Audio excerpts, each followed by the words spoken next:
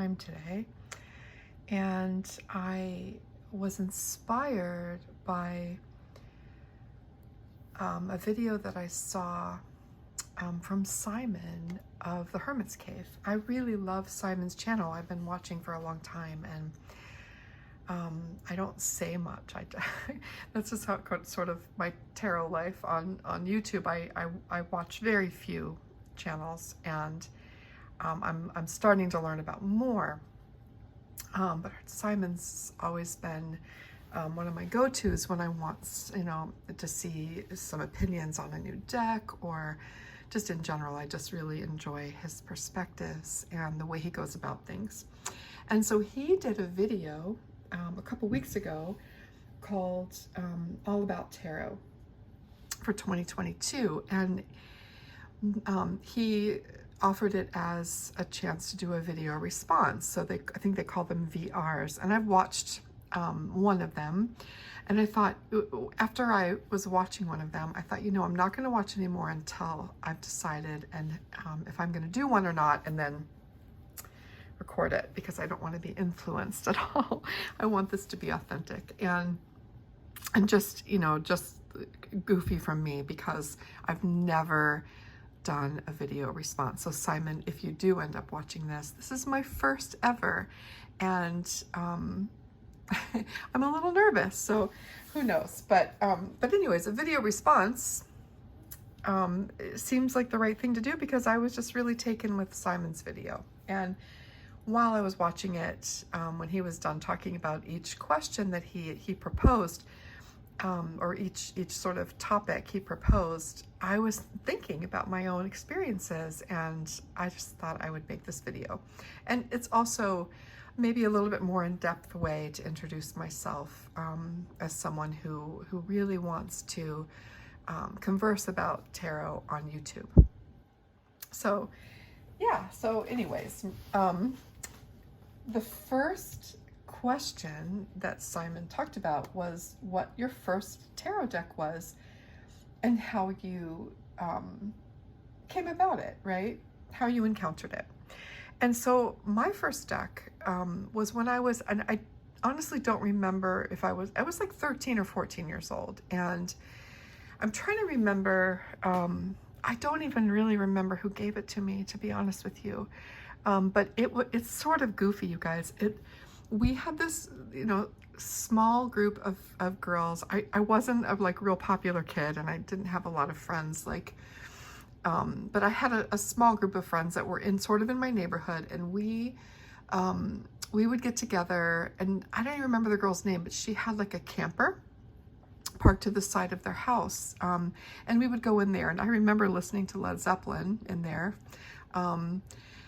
And I remember that she had tarot cards and a Ouija board, and we would try to have seances and talk to Jim Croce. Now this was this was like a thing back then, and we were just goofy, and we had no idea what we were doing, and it was just fun, right? We would giggle and laugh and all of that. And she had tarot cards, and it's funny because when I first saw them, I didn't think much about them as far as what she had them for. But when I first saw the images, I fell in love with them. I fell in love with the actual physicality and the visual aspect of the cards. And so she ended up giving me, she had a couple of them, and she gave me one, and it was a Rider-Waite Smith. It was like this, but different colors, and it had like a plaid back. I remember it had like a kind of an ugly plaid back. And I had those cards tucked away in my bedroom for the rest of, through high school for sure. And I'm pretty sure I took them to my first year of college. And I don't know what happened to them along the way. But I played with them. And what I discovered about them was that they helped me tell stories. To me, they were like holding this infinite variety of stories in the palm of my hand. That's how they felt to me, like this treasure trove of images that I could create stories from. And And the images just spoke to me. I don't know what to say. I just loved them. And I will never forget my very favorite image, and I'll probably take forever to find it, but I'll try to find it while I talk about it, was the Two of Swords. Simply because it just spoke to me. And it is still the card that I identify with most in the tarot deck. I also identify really strongly with the Hermit card. More and more, not so much in this deck, but in a couple other decks. But the Two of Swords in the Rider-Waite-Smith, this is the Pamela Coleman Smith Centennial Edition, this card. And then my second is the Star in this deck. I really relate to this image as well, but this one has been my lifelong card that I just love this image. So I fell in love with the images of this deck, and I had this deck, like I said, somewhere along my way between college, beginning of college, and getting married and starting to have a family. I lost them, and then eventually purchased my own deck, I don't know, maybe a decade into motherhood at a Borders books here locally, and I kept it was another Rider-Waite-Smith deck, but it was the one that was it was called Radiant, I think it was called the Radiant. I still have it somewhere. I think it's in the cedar closet somewhere, but I kind of kept it a secret. I talked about this on my another video here that I've made about my tarot practice, but I love that image so much. But I kept it a secret. I didn't share it with anyone. It was just for me, and I used it for journaling and reading for myself. And over time, I started learning more and more, just sort of intuitively. I really felt like I couldn't have books about it. I felt like I would have been ridiculed, and I just kept it a secret.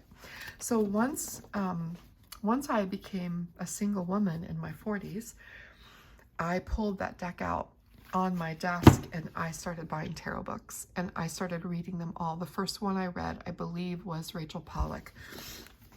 And I read a whole, I read this, no, the first one I got was like one of those like Dorling Kindersley, I don't know the name, but it was like almost like an encyclopedia of tarot. And it wasn't that interesting, but the images were wonderful and sort of exposed me to the idea that there were decks other than this deck, right? But there weren't many. And it certainly wasn't something that people talked about, at least not in my circle. And oh my gosh, I'm watching two baby fawns nurse from their mommy right now. They're not, I mean, they're toddlers now, but they're right in front of my window. It's so sweet. Oh my goodness. But anyways, I started reading about tarot, and ever since, it has been a huge part of my life, and it just grows and grows and grows. So that is the story of my first deck. I wish I still had it. I guess I could find a copy and buy it, but I don't feel like I really need to. One Rider-Waite deck is enough. But I really love this version. This is my favorite. When I bought, you know, I didn't know that there were different varieties or anything, but when I saw this, I replaced the Radiant deck with this because I love the colors in this deck. So that's my long-winded answer to Simon's first question. And then the next question was my last deck, or the most recent deck that I've acquired, and how my tastes have changed. And I don't think my tastes have changed. I just like things that are beautiful to me, where the images speak to me, because which I'll talk about later, I'm mostly an intuitive reader. I have studied the books for the Rider-Waite system. I dipped into Thoth, I don't know how to say it properly, but it wasn't for me. I didn't relate to it, right? But the most recent deck, I actually got two at the same time.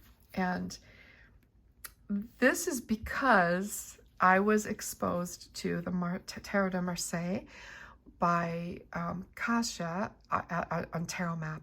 And once I saw her video, I found her through looking up the Red Seeds Tarot, and then I really loved the way she did her videos and talked about things. And so I watched some more, and I found her Tarot de Marseille video. And I was just completely fascinated by it.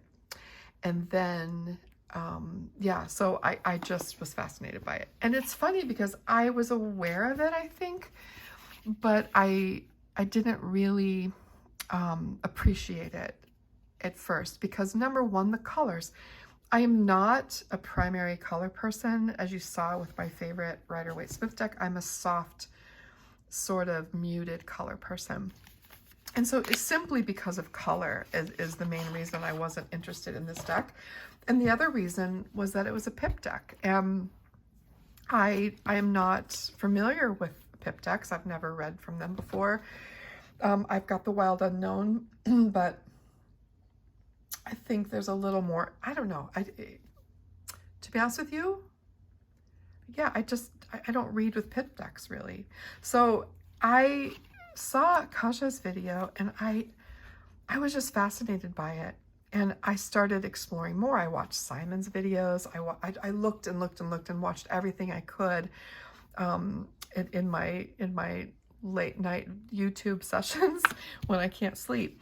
And I kind of fell in love with these decks. And I decided on this one. This is the Jean Dodal Tarot de Marseille from Artisan Tarot. It was the easiest for me to get. There was also one that you could order from France, but overall it was just more expensive for me. And so I chose this one. I have to say, I actually like the colors on the one from France a little better. This is a little band-aidy for me, but it's a small thing. What I love about these cards is the clarity of them and how easy they are for me to read intuitively.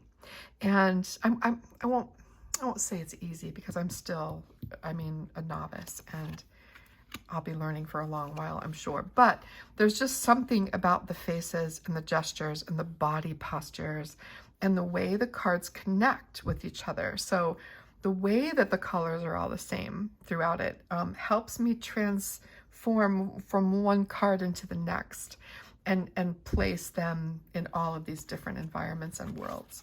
So this is my latest deck. And how my tastes have changed is that I think just by purchasing this deck, it shows that I'm more interested in the clarity of the images at this point than I am of their aesthetics. Although aesthetics are still important to me. And these are gorgeous cards. I mean, they really are. But you know what I mean. So that's my latest. And then at the same time, I got this one from the same place because I saw it, and quite honestly, I just couldn't live without it. It's so incredibly beautiful. I also purchased this from Artisan Tarot, and this is the La Corte dei Tarocchi di Anna Maria Donofrio. It's from Il Meneghello in Milano, and it is, oh my gosh, you guys, it is just so beautiful. This is the second edition. Oh, I'm sorry, no, it's the fourth edition. I knew that. It's the fourth edition. This is number 55 out of 2000. I didn't think it was that expensive, really, for what it is. And the cardstock is so gorgeous. But anyways, I just want to show you. I haven't even done a reading with these. I just sit and stare at them. I think these images are so incredibly beautiful. And I will do a reading with them, but I think they speak to me in the same way, a little less clear, but they're still incredible. The faces and the expressions and the gestures. The pips are going to give me trouble for a while, I know, but I'll get there. But oh my gosh, you guys, I mean, it makes me teary when I see this artwork.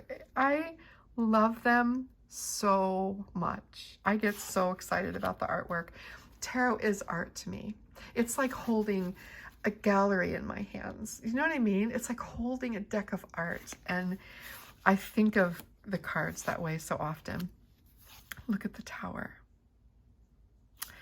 So this is not a historic deck. It was created by hand by this artist.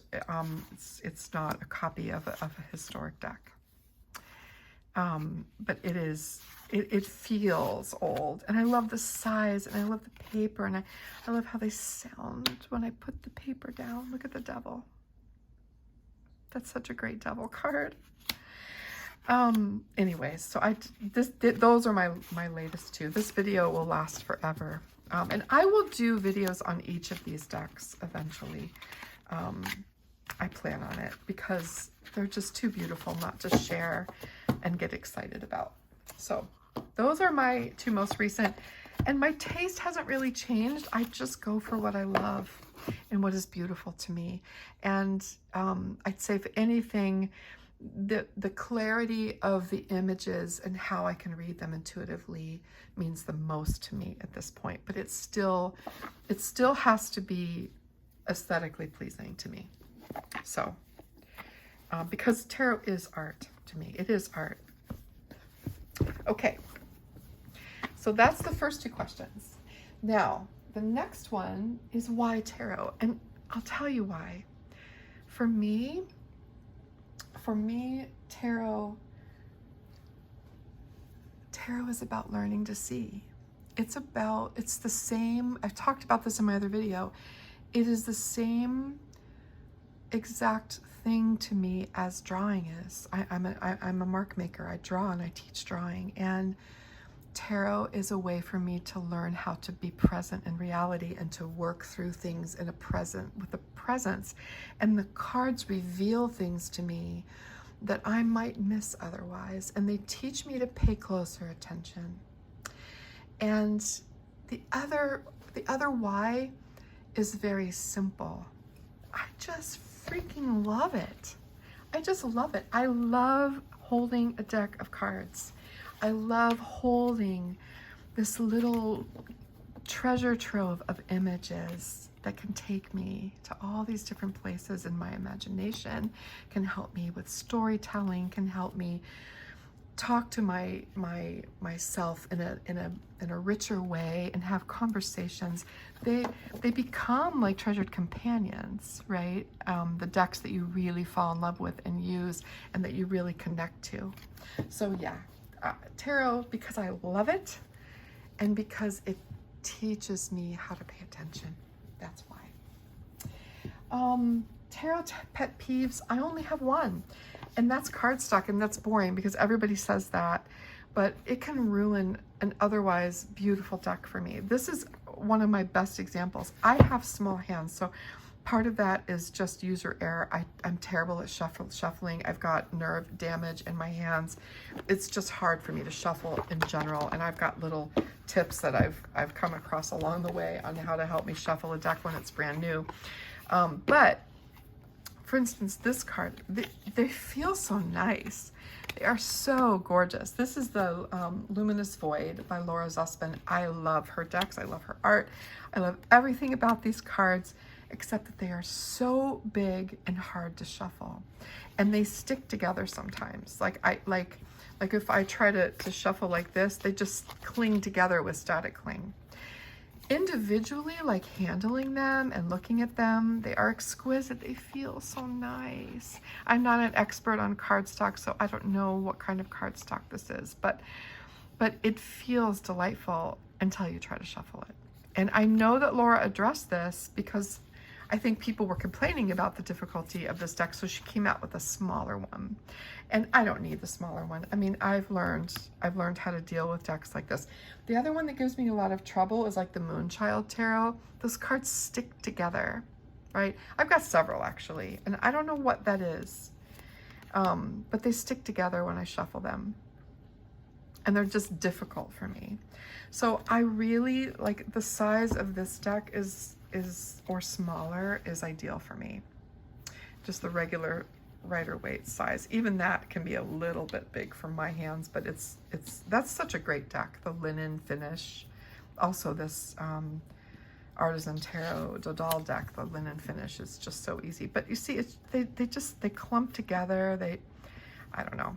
They're gorgeous. I love them, but that's my only pet peeve. I wish cardstock was just better all around for people. And the size and shapes and all of those things. I wish there was some consideration to the shuffling part. Okay, that's my only pet peeve. My favorite spread, I don't have a favorite spread. I start to pull cards. I shuffle, you know, cut my deck, however I cut my deck, and I just start putting cards down, and it's a conversation for me. I have a method that I teach. I actually teach tarot. I teach a tarot course called Tarot for the Creative Spirit, and it's through my Teachable School, and it's a system that I created for artists on how to use tarot as a jumping off point for their creative practice. And in that, I created a system called Voice, Lens, and Invitation. And the voice cards are the court cards, and the lens cards are the major arcana, and the invitation are the pips, or the minor arcana, I should say. So that is one way I read, specifically when I'm helping artists learn how to use tarot, people that are totally newbies to the tarot. It's really helpful, and it's a great course. It's really been a great course. But for me, I just start putting the cards down, and I usually end up with 3, 4, 5, 6. And if I'm still unsure about something, I just pull another card until my conversation is finished. So I don't have a favorite spread. It's just not how I read. I've never really tried. I don't know. Maybe I'm missing something. If you guys think so, let me know. But I just put the cards down. That's how I read. It's a conversation for me. So I ask questions, and then when this card is up for me, then I'll say, well, okay, so I get that. So what about, and then I pull another card, and it just continues until the conversation is finished. So that's my way. My preferred system, I'd say I'm most comfortable with Rider-Waite-Smith. For sure. I am really intrigued with Tarot de Marseille, and I'm going to be studying it a lot more and using it a lot more. I'm not even sure if I want to read books about it. I did get one book by Camellia Elias. Maybe it's Camellia Elias. But I have only just started it. Again, I've just discovered this in the last couple weeks and received the deck. So I like the way she writes. It's very conversational. It feels very authentic to me. So I'm going to read it. And mostly I want to read it intuitively, because that's sort of where I go. So my preferred system is, I would say, Rider-Waite-Smith. This is new, the Tarot de Marseille, so I'm hoping I'm going to use it more and more. I'm very interested in it. But I think my system, yeah, I probably Rider-Waite. My tarot rituals. So my tarot rituals, I don't really have any.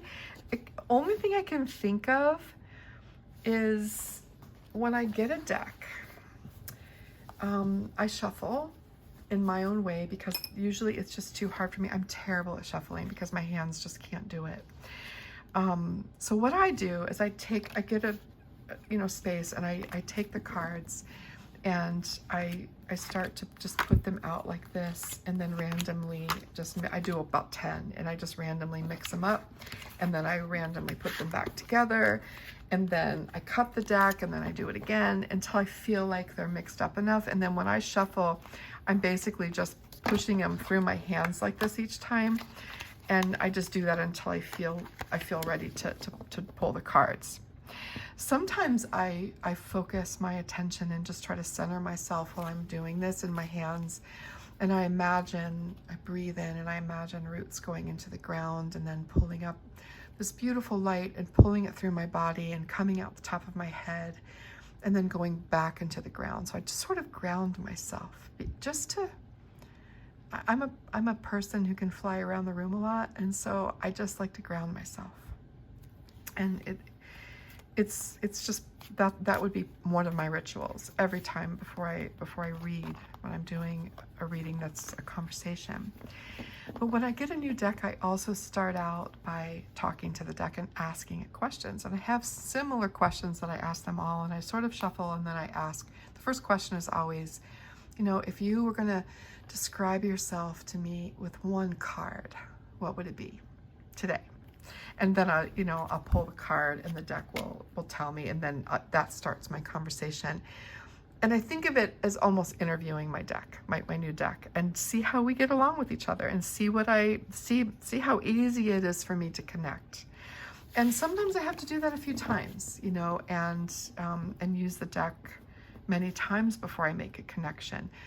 The Fountain Tarot was a deck like that for me. When I first got it, I was sort of turned off by the modern images, but I kept being pulled back to it. And the more I used it and the more I conversed with it, the more I fell in love with that deck. I love the Fountain Tarot. So those would be my tarot rituals. They're not super interesting, probably. How do I use tarot? Again, I use it intuitively. I use it intuitively to talk to myself, for self-reflection, for decision making, to see things around me with more clarity.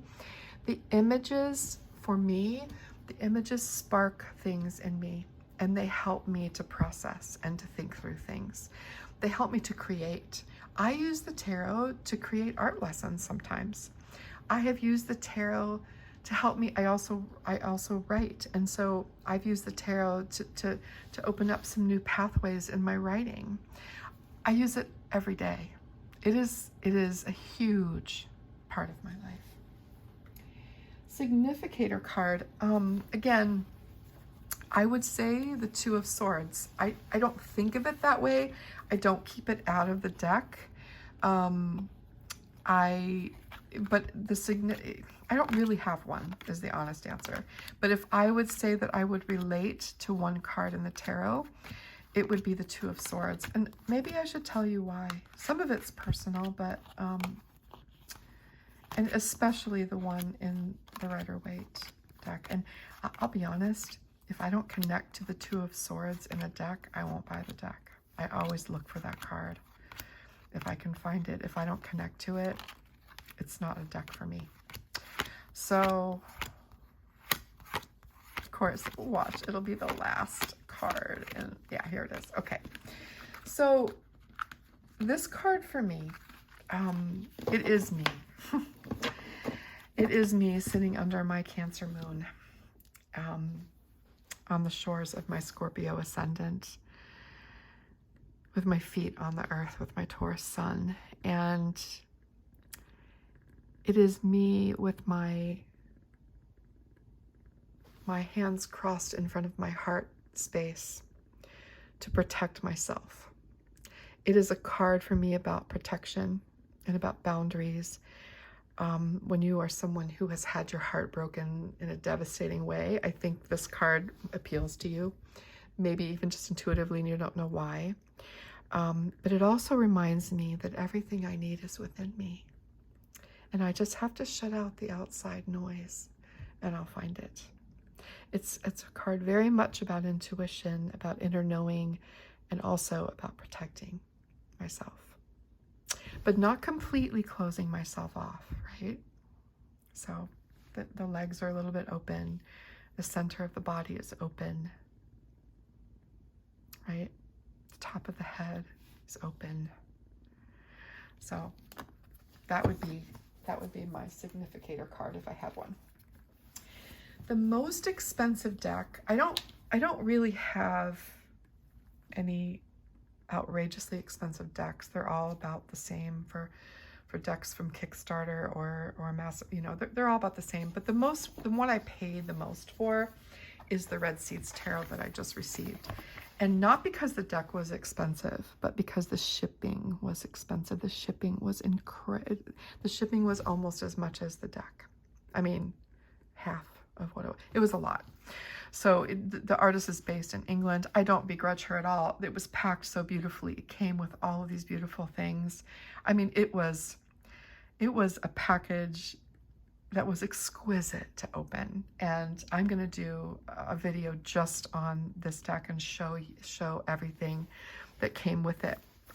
I have it upside down, sorry.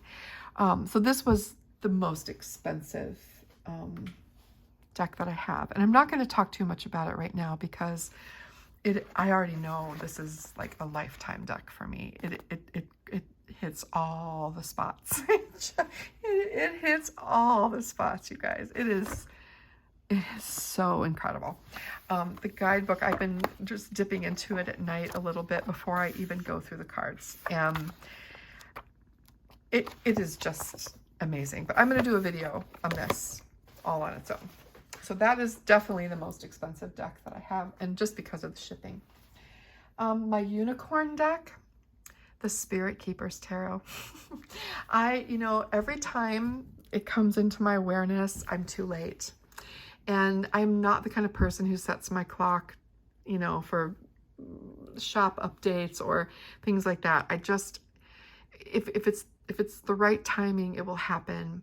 I haven't searched for it on eBay. I'm unwilling to pay more than it's worth to buy new. But I would say that is my unicorn deck.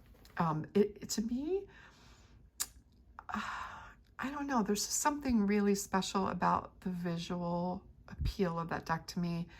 I think it's a really richly multi-layered deck. I think it is an incredibly great deck if you read intuitively.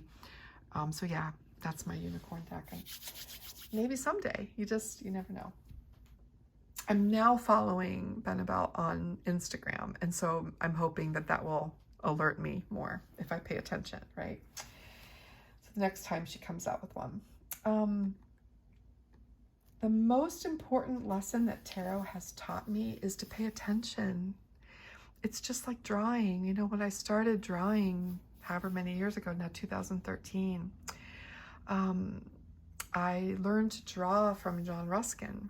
Not from him, but from his writings about drawing. And the whole message, the whole point was to learn how to see the world more clearly. And I think that tarot has taught me to pay closer attention and to dig a little deeper, to always dig a little deeper.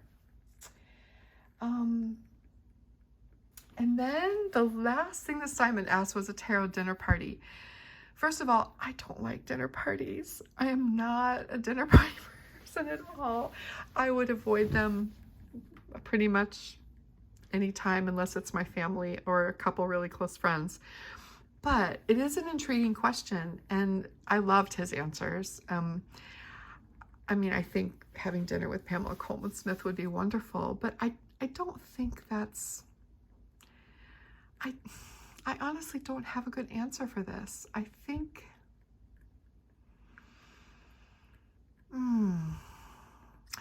I come back to Italo Calvino because he's one of my favorite writers, and he wrote about the tarot, and he had a relationship with the cards. And so I think it would be him, Italo Calvino. One of his books, Il Sentiero di Nidi di Regno, the Path of the Way of the Spiders, is one of my lifetime favorite books. His writing is really special to me, and his writing about the tarot is really special to me. So I think it would be him. And then other guests, I don't know, some of you. I think it'd be really fun. If some people in this community could all gather for a dinner party sometime. That one I would attend. For sure. We're also separate, and I don't really know any of you, even though I watch your channels. So I'm hoping that now that I've made the decision to make videos about tarot for my YouTube channel. With my YouTube channel is very established for art, but I've just started this new series of videos on tarot, and hopefully I'll get to know more of you. I'm hoping. I have a feeling that a lot of you are like me and that you don't like dinner parties. It's just my gut feeling, but I could be really wrong about that. Wouldn't be the first time. So thank you, Simon, for encouraging me by just inspiring me to do my first VR. maybe I'll do more. I don't know. It wasn't so scary. Yeah. So thank you so much for watching if you watch, and I look forward to watching some of the other videos now. Thank you so, so much. Take care.